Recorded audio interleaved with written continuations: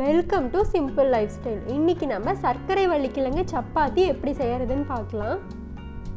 First கிழங்க வேக வச்சிடலாம். 3 டம்ளர் தண்ணி ஊற்றிருக்கேன். தண்ணி நல்லா காஞ்சதுக்கப்புறமா கிழங்க உள்ளே போட்டுடலாம். 10 நிமிஷம் வெந்துச்சுன்னா போதும். கிழங்கு இந்த மாதிரி நல்லா சாஃப்டாக வந்துடும்.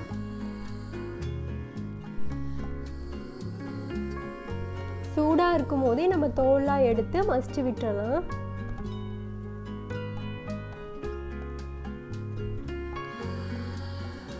இப்போ இதை நல்லா மசிச்சு விட்டுருங்க.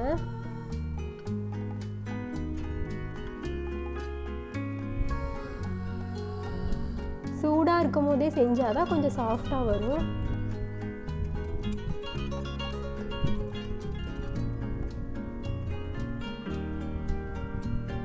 அரை கப் கோதுமை மாவு சேர்த்திக்கலாம்.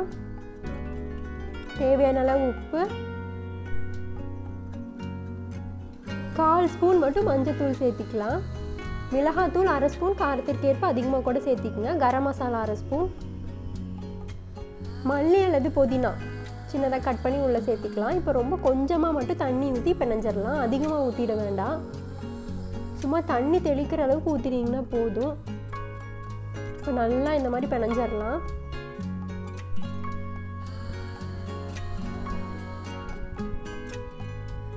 இப்போ இது ஒரு 15 மினிட்ஸ் அப்படியே வச்சிடலாம்.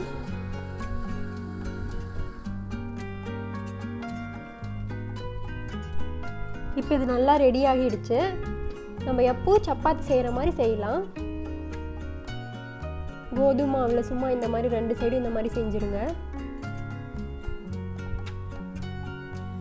சப்பாத்தி போடுற கல்லில் எண்ணெய் ஊற்றிக்குங்க.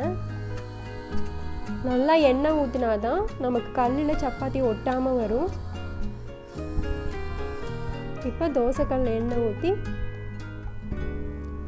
சப்பாத்திக்கு மேலேயும் லைட்டாக எண்ணெய் விட்டு இந்த மாதிரி ஸ்ப்ரெட் பண்ணி இது ஒரு சைடு வெந்ததுக்கப்புறமா திருப்பி போட்டுடலாம். நல்லா 2 சைடும் வெந்துடுச்சுன்னா நமக்கு சக்கரை வள்ளிக்கிழங்கு சப்பாத்தி ரெடி. இந்த ரெசிபி பிடிச்சிருந்தா நம்ம சேனலை சப்ஸ்கிரைப் பண்ணிடுங்க.